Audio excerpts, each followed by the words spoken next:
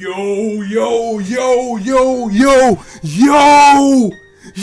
Bungou Stray Dogs. Aha! That's what I'm talking about. Yes. Bungou Stray Dogs. Was that boy Dasto? Did we see that boy Dasto at the end? First and foremost, clap it up for Bungou Stray Dogs. Clap it up for this series. Second, get on a manga. Please read the manga to this series. This series needs more love. This series needs more exposure. Do not let this series be like Attack on Titan, where you're sitting up waiting 3-4 years for a season 3 or 2 or whatever you want to call it. Please read the manga. I cannot stress that enough because this series gets better and better from here. And it was an even better showing with this second core that we have for this series, because the first 4 episodes that we got, that was extra. We wasn't even supposed to get that. That was a light novel adaptation, which gave us the single most consecutive good episodes I've probably seen all season. I mean, honestly, hands down. That arc with Oda and Dazai and his past and everything, just a thing of beauty. And this finale, what a fantastic showing, and a way to go out for Bungou Stray Dogs. Bowing out gracefully, tipping his hat. I cannot say enough about this episode. What's up, everyone? It's your boy Infrar-Ed. Welcome to the Scout Reports. Today I'm bringing you an anime review for Bungou Stray Dogs, episode 24. I couldn't keep doing it. I couldn't keep cheating this series and not sitting down and doing a review, and I will give you my final thoughts on it after this. But I will say it again. Was that boy Dasto? Was it? Why would they show me that? Why would they show me that? Is Bones planning to do another season of this? Because you can't just throw that out there. You can't throw that out there and don't come back and show me what's coming up next. Because if you thought you liked Fitzgerald, then you ain't seen nothing yet with Dasto and what this guy's capable of, what he can do. He is real. He is serious. It just upped my hype. I just hope we don't have to wait too long to see this series again. Please, Bones, please give us another season. I mean, we don't like anime original endings. I know I don't. But I don't like when they dangle that carrot in front of me and I know it's coming and I don't know when I'm going to see it again too. But also, as a manga reader even, did this fight seem kind of fast to you guys? I mean, it really did seem like it was fast. Like, what? That's it? But it was still a godly fight with Atsushi, Akutagawa, Fitzgerald, the 3-way battle with that opening playing in the background. Oh my god, it was so beastly. It was great. It was phenomenal. Rashomon, Tiger, Money, 3-way battle going in. Akutagawa and Atsushi teaming up together to fight Fitzgerald. Rashomon, Tiger, Money. Man, nice. And I liked how Fitzgerald was. I mean, he was powered up, put all of his money into these abilities. And he was kind of like, I know I didn't put all my wealth into nothing. This is all you got, because he was handling business on both of them at first. But they were able to team up together. They were able to overcome doing that Rashomon Tiger Punch, taking out the big boy Fitzgerald, black card balling, putting all of his wealth into the attack. But Akutagawa and Atsushi did overcome him. And Fitzgerald, after the battle, he just decided to bow out. I mean, they were on the ground. Both of these guys are spent. And they're sitting there like, please don't get up. Please do not let this man get up again. And he does. So they were kind of looking like, oh no. But Fitzgerald just decided to say, you know what, Zelda? You know, his daughter is like, I won. I'll be joining you soon. And you've seen all of his money deplete to zero as he was trying to stop the combined attack of the Tiger and the Rashomon. And then he just lets himself off the Moby Dick. Just fall back, free fall. The Moby Dick speeding down to the city. Akutagawa was able to get the detonator and stop it from falling. And Fitz just, throws himself over the banister like that. And, I really don't think this is the end of him. I don't know the fate of Fitzgerald at this one. I would hope he went out a little bit better than that. But at the same time, it's kind of like, even if this was the end of him, I guess he has reason to do so. He doesn't have any more money. He didn't get the book.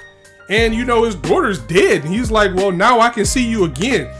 So I really would like to see him again, but it's a little bit bittersweet because at the same time, I can understand why he wouldn't be back. And Akutagawa actually went up to Atsushi and he was like, you know what, if I wasn't so spent you was next. But, you know, he had to save face on that one. He didn't want to admit that these two did a good job and was able to work together. But as always, it is always Dazai who is the real MVP, because he was able to talk Kyoka ever fucking into helping everybody out. And this has all been his plan. It was always been his plan in secret with Port Mafia to actually get Akutagawa and Atsushi in the same place to work together to take out Fitzgerald, and I'll get on more of that later. But let's talk about Kyoka, because even though they got the detonator and they stopped Moby Dick from falling into the sky, there was that mysterious man who shows up, hacks in, and overrides the device, sending it crashing down to the city once more. And this is when Dazai's pep talk to Kyoka made her decide to have a little bit more faith in herself. As you know, he said this would be her test. So as everything's crashing down, she says that she has like a drone that can stop the Moby Dick, but everybody will have to evacuate, and she won't be able to evacuate because she's tied up. Her leg is chained, so she wouldn't be able to get off herself. But she decided to sacrifice herself to take down the Moby Dick and to save the city. Moby Dick goes crashing into the water, and how ironic is that, because it's a big whale and now it's in the water, which was great. But she didn't mind sacrificing herself because it was like her redemption. It was her passing the test in her own mind, because out of all the things she did, if she sacrificed herself for the agency right now, at least she would have did something good. She would have been a member in their eyes by making this sacrifice, and that was just a phenomenal scene and everything that it symbolizes. And of course, you got the boy Dazai with the quotes in her ear the entire time. Of course, Kyoka does end up surviving though, because at that very last minute, the president actually used his ability to enhance her demon snow and allowed her to cut her leg free out of the chain, and she was able to save herself because she passed the test. Her taking that step forward to put herself into a sacrifice for everyone else to succeed. It was kind of like what Atsushi had to do with the bomb back in the first core. That was basically her passing the test. Congratulations, Kyoka. It was a little bit of plot device, but I still loved it because it worked so well, because the president's ability protects everybody in the agency, and since she passed the test, she was now protected by her power, by his power, and it was just a good way to end it all. And overall, it was just a fantastic episode. You still got some things going on, because there's definitely going to be more to his journey. First and foremost, Herman takes a plea deal from Ango, and apparently he used to be the leader of the guild many years ago. I don't know if they touched on that before or not, but Ango says that if you give us the information that you know, then we will only arrest the people who were immediately involved in this incident.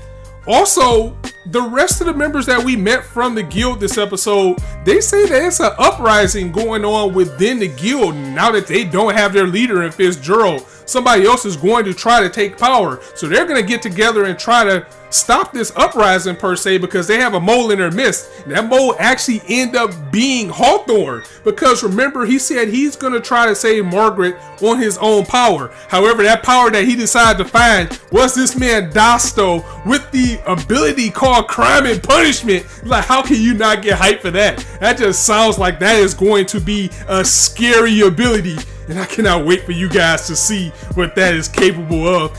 And we also touched base with Port Mafia as well. You know, you got Mori, Chuya, and what's her name? Not Kyoka, it was whatever. The chick that had the same ability as Kyoka. You know who she is. Anyway, they're all sitting around, and Chuya's like, so what about Akutagawa? And Mori's like, you know what? He does this all the time. He does what he wants. He goes out and makes rash decisions. He doesn't listen. But as long as he continues to produce results, he would not get in trouble. So now you got your path of where things are going from here, because you got another power. That guy Dasto hacked in to the Moby Dick and still tried to destroy the city, and you got someone within the guild trying to take them out from within, working with this man. And Dazai knew about it all along. Of course, Dazai always knows. He always knows. He's always ahead of the game, as he's talking to the leader of the Black Lizard by saying, yeah, it was all my plan to make sure this all happens, because I set up for Atsushi and Akutagawa to work together. Because to stop this man, we are going to need their combined might. We are going to need someone stronger than Double Black. That yin and yang tiger, the new Double Black in Atsushi and Nakutagawa and Old Man. These two will get to work together again. But hopefully they don't kill each other first, as they have that standoff at the end of the episode. I just gotta clap it up for Bungou Stray Dogs again. A very enjoyable season. Very enjoyable season. So what do I give Bungou Stray Dogs overall? I gotta give it a 9 out of 10. 9 out of 10, which is a phenomenal grade. I mean, that's just one step closer from being perfect. But the only reason it doesn't get a perfect 10 for me is because, you know, it's kind of weird because this really isn't season 2, I don't think, because we already knew it was going to be 24 episodes. They decided to split it up. So they even label this Bungou Stray Dogs 2, but I will have to take it on the first half of the series that we've seen, in a sense that it does take a few episodes for you to get into it. Like, it took me about 5 episodes before I was like, you know what, this show goes in. But if you stuck with it, it did not disappoint, and this season has been nothing but extraordinary. Crappy schedule from Crunchyroll aside, I cannot say that I have not enjoyed it. Very good season, and it's something that I would definitely watch again. So my final episode or review, my final grade for Bungou Stray Dogs, even though I know I already did this back when the first season core, but final grade, 9 out of 10. Will watch again, will recommend. Cannot wait to see this again, and also I hope we get to see this again, which is also why I'm just taking the entire series as a whole, because we don't know when we're going to get season 3. But of course, all these sequels coming around, it could be sooner than we think. So guys, let me know what you thought of this series and the episode in the comments below. If you like this video, go ahead and drop it a like, and if you want to hear more, go ahead and hit that subscribe button, as there is not a shortage of content for you to indulge on this channel. And as I always say, you guys can be anywhere on YouTube right now, but you chose to listen to me.